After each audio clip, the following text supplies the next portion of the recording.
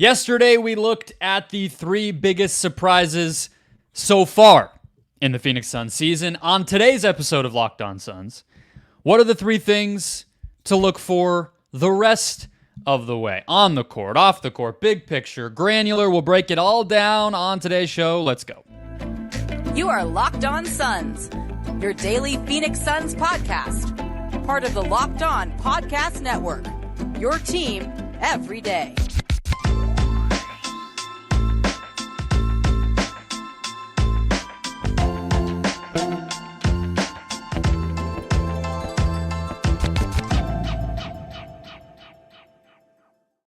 And we're back. This is Locked On Phoenix Suns. We are part of the Locked On Podcast Network. I'm your host, Brendon Kleen, a credentialed media member covering the Suns for the past 7 seasons, a writer at Suns.com, and the host of the Just Basketball Show, wherever you get your podcasts.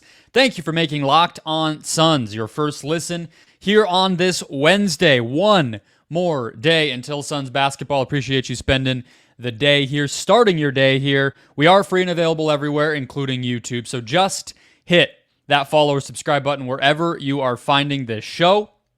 Get a new episode in your feed every single Monday through Friday and become an everydayer. Get locked on to the Phoenix Suns all year long right here on this very show.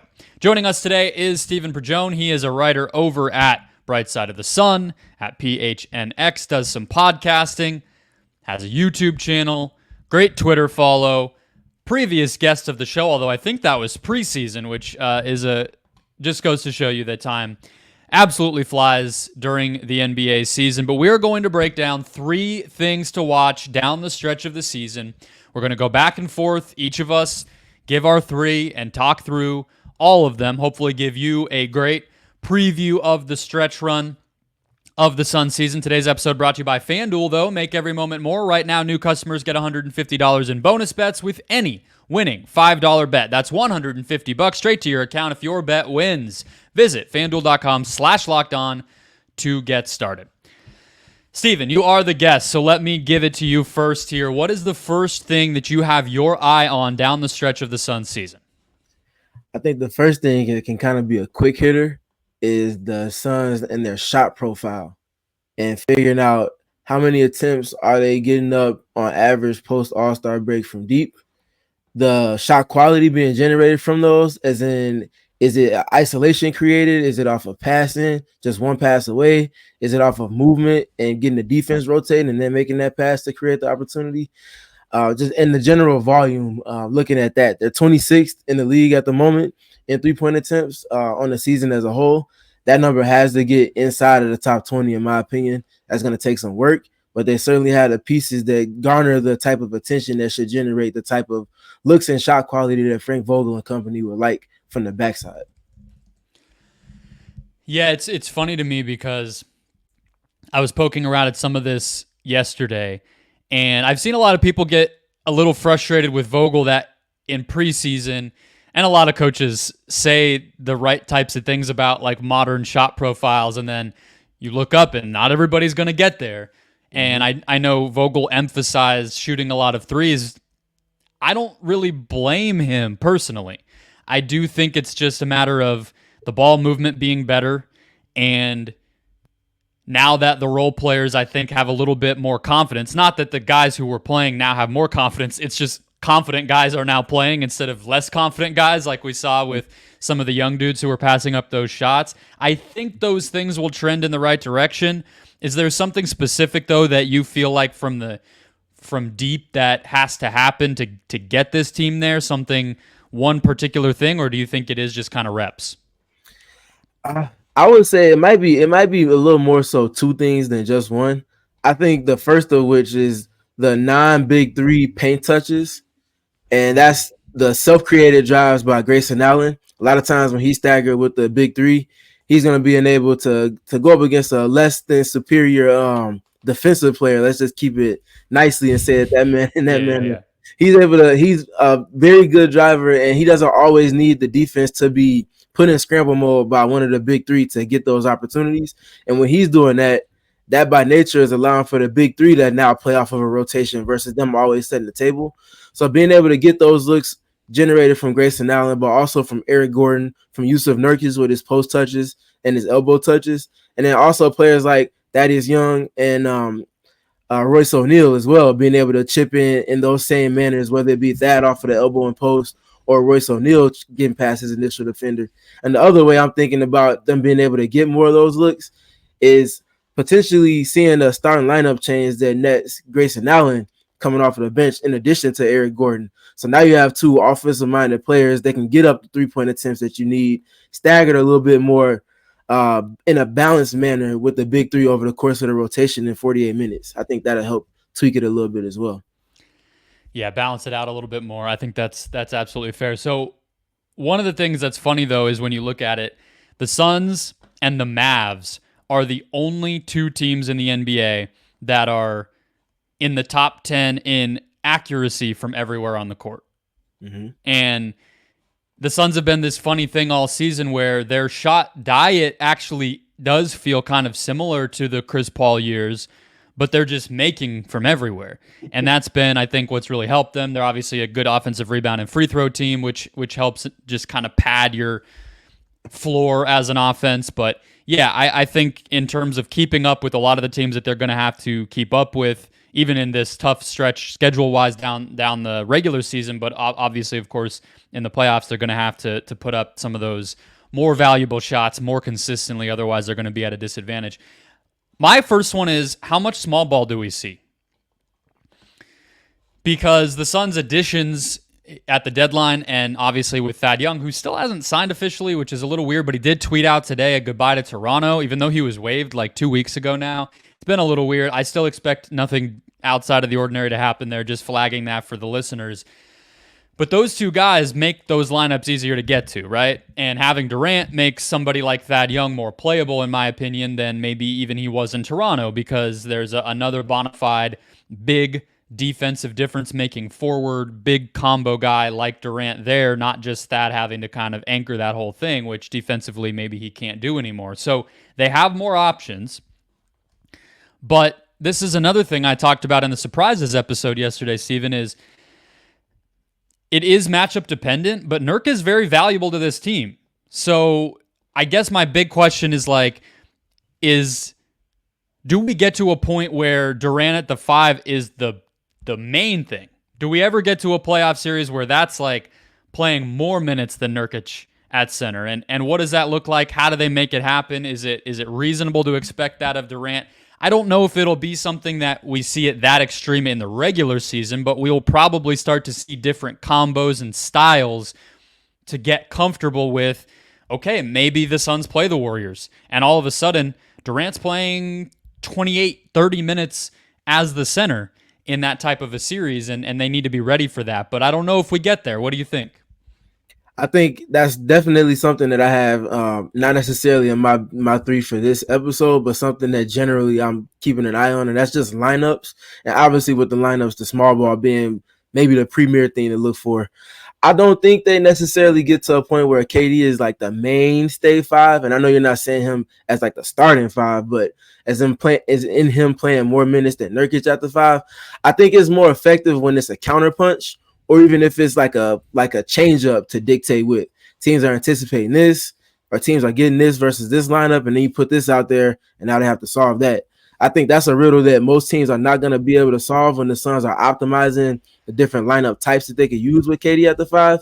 But I think that's where the Thaddeus Young piece bridging that gap, not necessarily having to go to Eubanks and not necessarily always having to go directly to Durant, will help with that. Yeah. And like you said, the positional versatility, in addition to the lineup versatility that Royce O'Neal and Thad Young bring, helps to navigate and bring more nuance to those lineups rather than it being just black and white. We only have this lineup that's the death lineup with small ball, and that's it.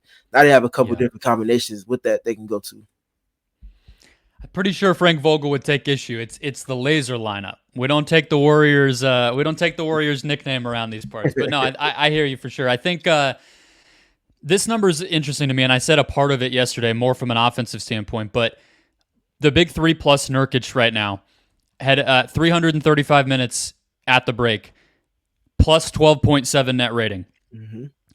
The big 3 with Nurkic off, 105 minutes, which a lot of those were probably small. I don't think Eubanks plays much with all 3 of those guys. plus 9.7. So they're almost 3 points better per 100 possessions with Nurkic on with the big three versus the big three without Nurkic. And what's interesting is most of that actually is on offense. The defense has, for whatever reason, been able to hold up with Nurkic off the court and those three guys on, whereas it's really the offense that soars when all four of those dudes have been able to play together. So I guess it's just something to keep in mind as we're watching this, where we think of, okay, they're going to the laser lineup or whatever the new combos might be with that, to your point, and that's to juice the offense. That's like, oh, we're playing the Kings and we really got to do it. Let's go to this lineup, and then we see the Suns dominate. But really, their offense has been just as good, if not better, with Nurkic out there because of the passing, because of the drawing help and playmaking out of that you said to start your point, all those things. So I guess it's not as simple as if you want defense, Nurkic is in there. If you want offense, you take him off. Like, that's not really the way to think about it. Like some teams with their small ball units, where it's like we have the center, like the Knicks, right? People wanting to see Julius Randle at center. Mm-hmm. That would be the whole other direction. We're gonna just score. When Mitchell Robinson's out there, now we're playing defense. It's not really like that. So I guess how they construct and whether those numbers change will be a big thing to watch. But let's get to our second thing to zero in on down the stretch of the Suns season coming up next. First, today's show brought to you by the FanDuel Sportsbook, America's #1 sportsbook and the official sportsbook of the Locked On Podcast Network. Right now, new customers get $150 in bonus bets with any winning $5 bet. What does that mean? Well, that's $150 straight to your account if your bet wins, just on the house. I'm looking at the Suns line on Thursday in Dallas, which I will be watching from an airplane, hopefully, if I can get that to work. They are 3-point underdogs. The over-under for the total score is 243. I kind of like that. Those are both, as I just mentioned in the last segment, two of the more accurate shooting offenses. We know they can both get hot. Both of their games recently have had pretty high scores. No matter what you bet on, whether it is that line or the quick bets, same game parlays, exclusive props, and more courtesy of FanDuel, you can win that extra $150 when you shoot your shot. Visit FanDuel.com/LockedOn to get started. FanDuel, official sportsbook partner of the NBA. Today's show also brought to you by LinkedIn Jobs. LinkedIn Jobs is where I got my job. It is where millions of people have gotten their jobs. And when you're hiring, on the other end of that, for your small business, you want to find quality professionals that are right for your role. That's why you have to check out LinkedIn Jobs, which has the tools to find the right professionals for your team faster and for free. It's not just another job board, right? You can go onto another website and you're going to see the listing, the description, that's sort of it. You don't know anything about it. You don't know who works there. You don't really know much of the details or what the company's all about.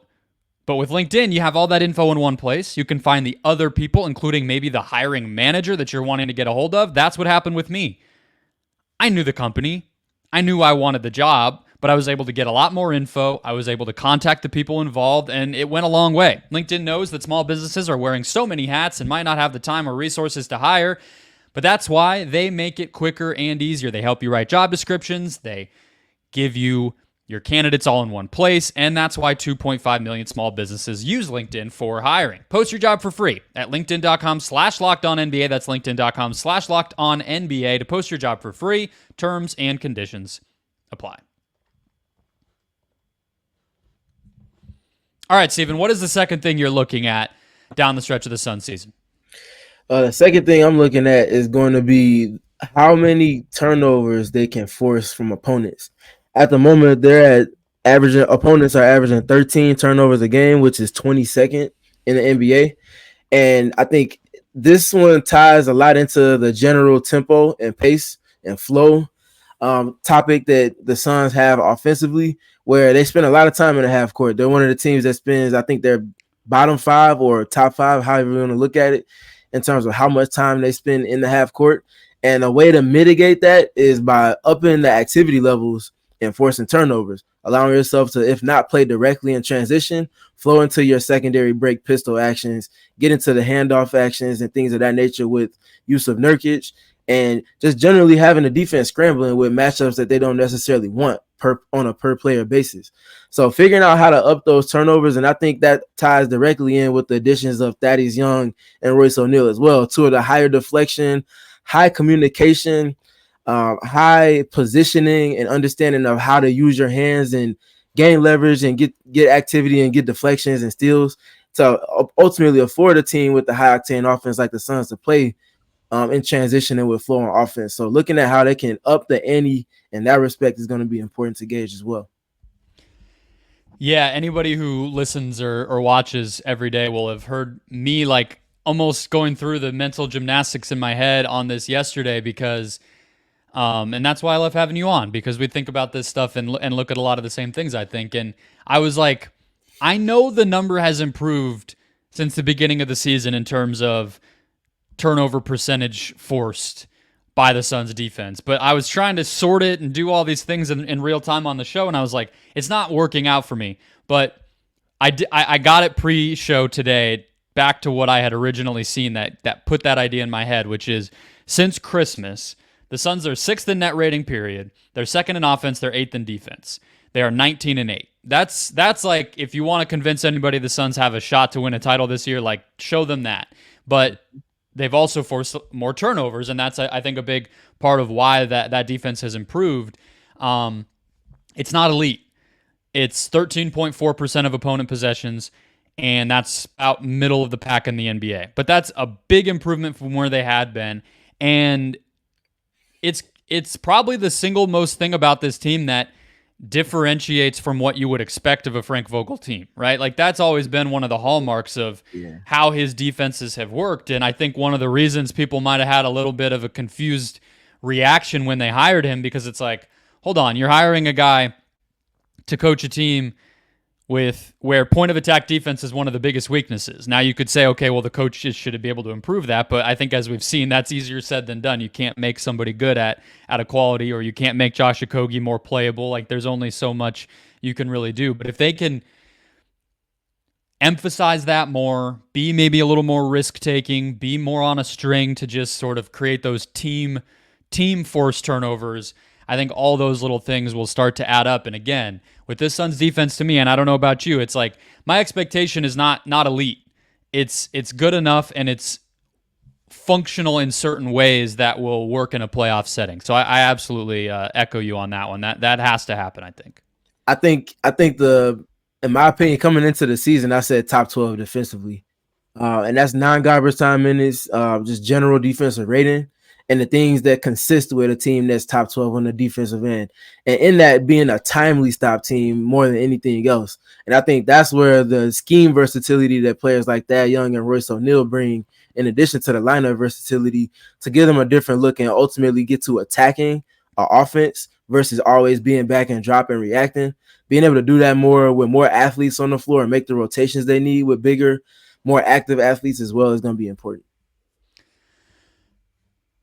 I'll save my last one for, I have two that kind of go together, so we'll do those together and we'll get to your last one in the last segment. But to stay on this for a second, what is your explanation, or like, what's your read on why, let's say November or so, like I remember the Thunder game that Beal played in where the Suns lost at home, or the Wolves game where they won, some of those which were right around the same portion of the season, they were playing some pretty adventurous schemes.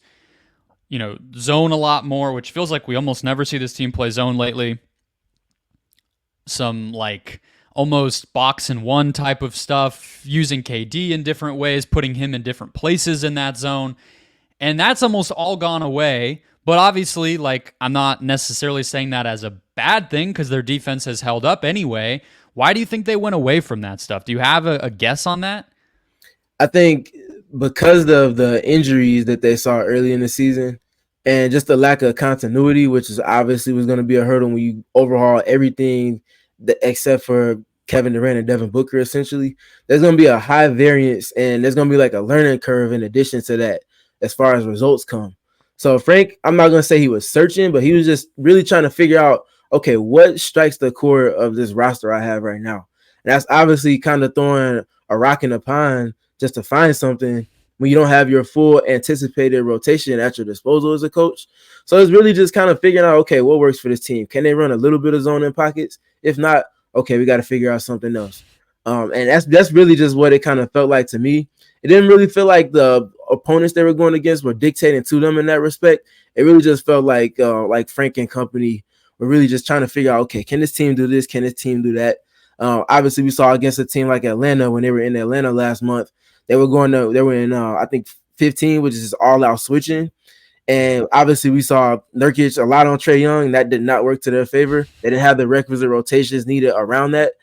And we also saw, like you mentioned, and you kind of alluded to, Kevin Durant at the 5 against Sabonis to close out multiple times. We saw the results that got. So it's all just collecting data and figuring out what works for this team, what doesn't. And I think there's going to be a little bit more experimenting with Thad Young and Royce O'Neal in the rotation, two defensive-minded guys that have a lot of high character accountability on the defensive side of the floor, in addition to the communication dynamic. Well, I'll put it this way then, and I think that's a great explanation for it. And again, it's not so much like a nitpick as much as an observation. I don't think it's wrong. And Frank Vogel, who am I to say what's right and wrong on a defense for compared to him? But I want to see that adventurousness come back down the stretch, because I think they're going to need that.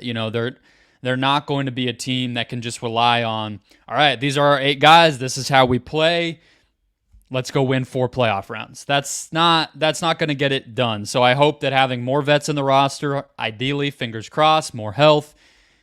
I think, to me, it's not even about Durant with like a zone, for instance, but I think that's a great way to mix it up with how Nurkic can be impactful and some of these more long guys that they've been able to throw out there. Like obviously Okogie's somebody who in a more basic defense can just cause problems, but picking and choosing based on the personnel and trying to maximize what each group does and how they can be great at it.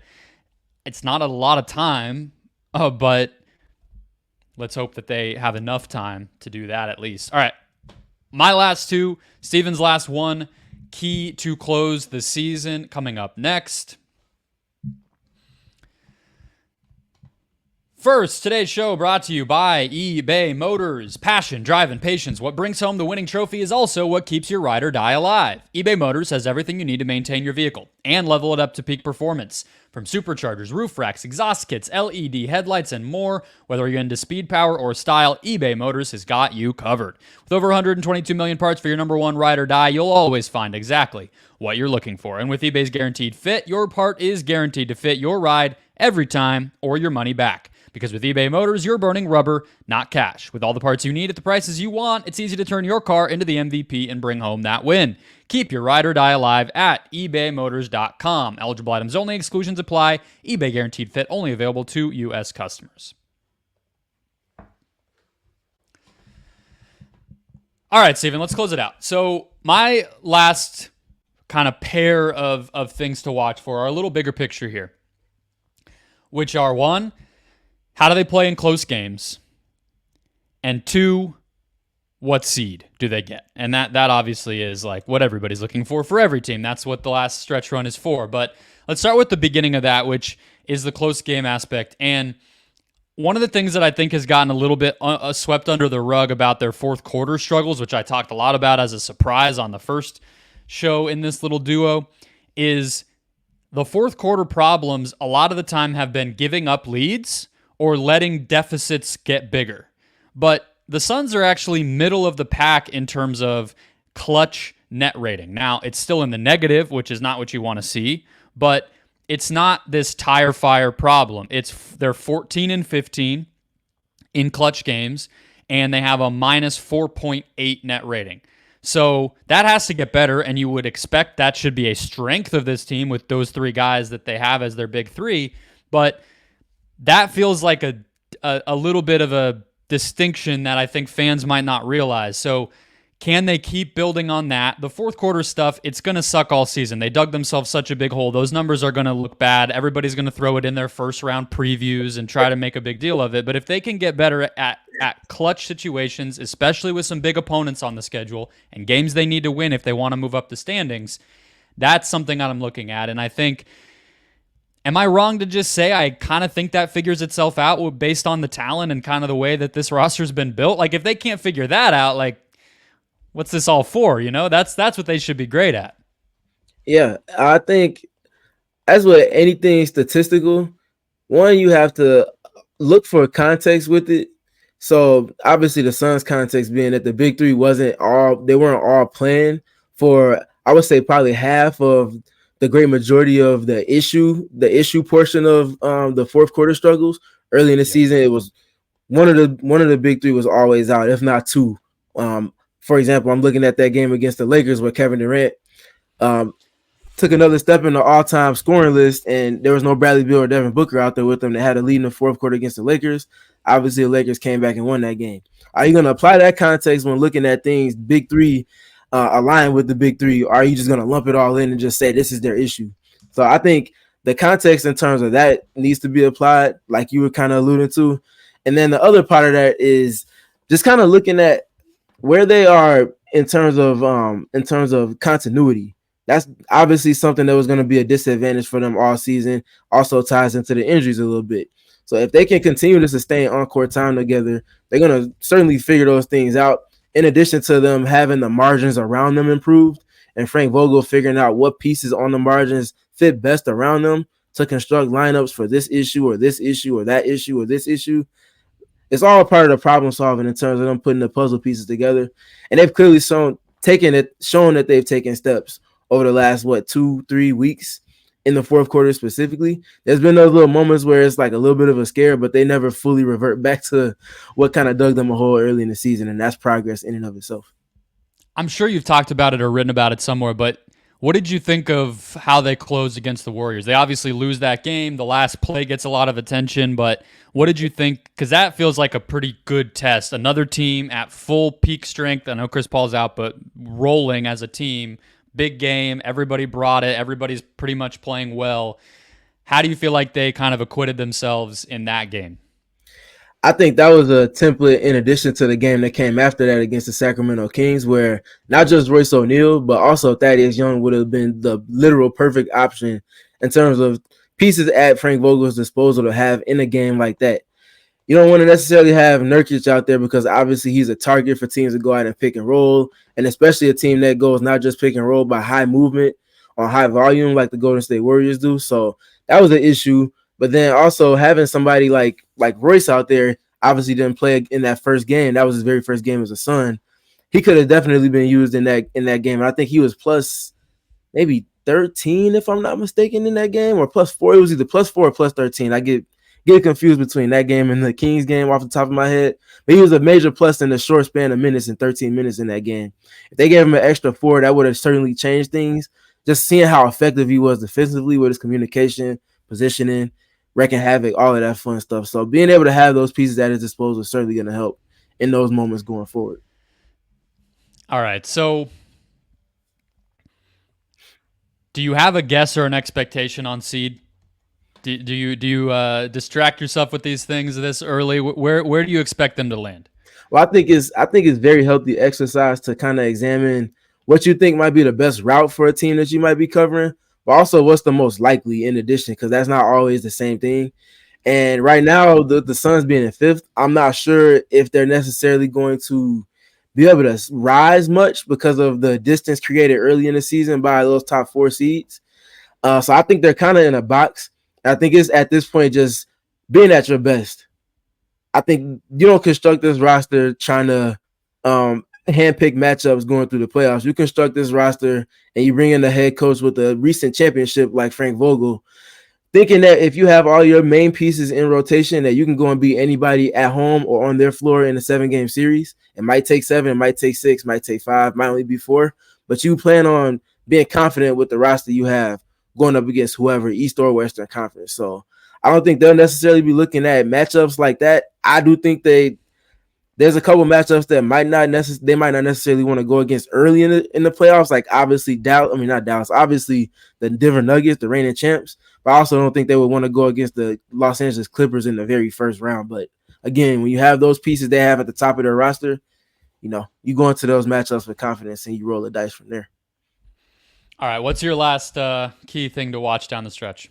Yeah, my last thing to watch is the offensive process. So I started off with the shot profile thing that obviously ties itself in with that, but seeing how they go about stringing together in succession sets and actions, the pace at which they're moving in the half court, and how much of the continuity is going to help to keep them in the advantage. So the first thing I'm thinking about is, how is Yusuf Nurkic featured? Is he only going to be a screener? Is he only going to be setting, screens off the ball and on the ball and pick and roll? Or are you going to add a little bit more nuance to his usage where you pitching it to him in a post that's naturally bringing the center away from the basket from an opposing team? And now you have that layer underneath the basket to work with in terms of cutting and in terms of having somebody like Kevin Durant post up underneath that, like we've seen a couple of times, and to manipulate spacing with Nurkic, having a 4-out-1-in type of offense when he's on the floor, seeing how they can better process him into their offensive attack and being able to get the most out of the skills that he brings, which is one of the highest speed in terms of processing of the game at the center position, in addition to an ability to make the passes that you need with players in movement around his post touches and his elbow touches. So seeing how he's used, but also seeing how the Suns continue to manipulate not just matchups, but also space around the floor. We've seen a couple of times over the last month and a half or so that they get into their handoff actions in Zoom, but they take Nurkic out of that action. And a couple of times we've seen it with the big three. A couple of the times we've seen it with two of the big three and, let's say, Grayson Allen. And you go small in that action, you're able to manipulate a switch into an advantageous matchup that you want out of that. And we saw, for example, Bradley Beal have opportunities at Luka Doncic in their last game against the Mavericks just by manipulating space, by taking Nurkic out of that action and doing the same type of thing, just doing it with three smalls. It ups the pace, it makes the defense react to it, and it gets you in a position that you ultimately want to get to anyway from that action, which is just getting the advantageous matchup. So seeing how they go about those things, in addition to a few others, is going to really be what kind of piques my interest going down the home stretch of the season.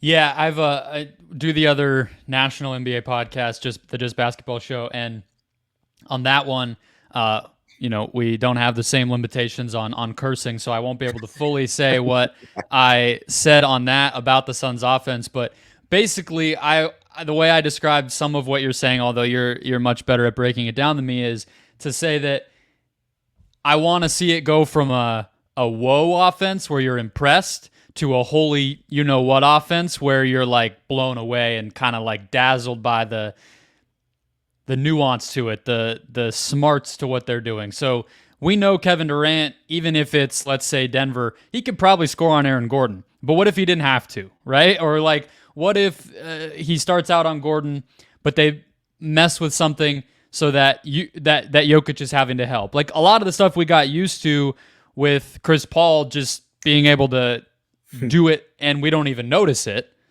We might notice it now because it's not going to be as smooth, but I do think that they have the IQ to still get there. And it's funny, we were talking about the defensive side of things and how the more experimental that they were early in the season. This is going to sound stupid because I don't think the team was better by any means. They literally weren't. Obviously, they lost a lot of games. They were getting pummeled by certain teams and whatever, but the version of the team where Nurkic was basically the point guard, Durant was the scorer, and everybody else just kind of had to hustle and play defense, it was not a very good squad. It would have probably finished like 30 wins, 35, 40 wins, but it made more sense. You know what I mean? It just sort of like that I understand what the job is there for everybody on the court, whereas now it's more complicated. That's a good problem to have, but it is different. And so I think, again, this final stretch will be about manipulating those things and figuring it all out. But that's why you change coaches. That's why you make trades and try to get the personnel closer to what it is. So I think we are all very excited to see it. That will wrap us up for the day, folks. You can read Stephen's work over at Bright Side of the Sun. Watch him, listen to him at PHNX on his YouTube channel, on his Twitter account, which is going to be linked in the show description and, of course, on the screen if you're on YouTube. I will be back for one more show on Thursday. I will also have a game preview for you of Suns Mavs, and then we will be off to the races for the second half of the season. So hit follow or subscribe if you haven't already, and I will catch you guys then.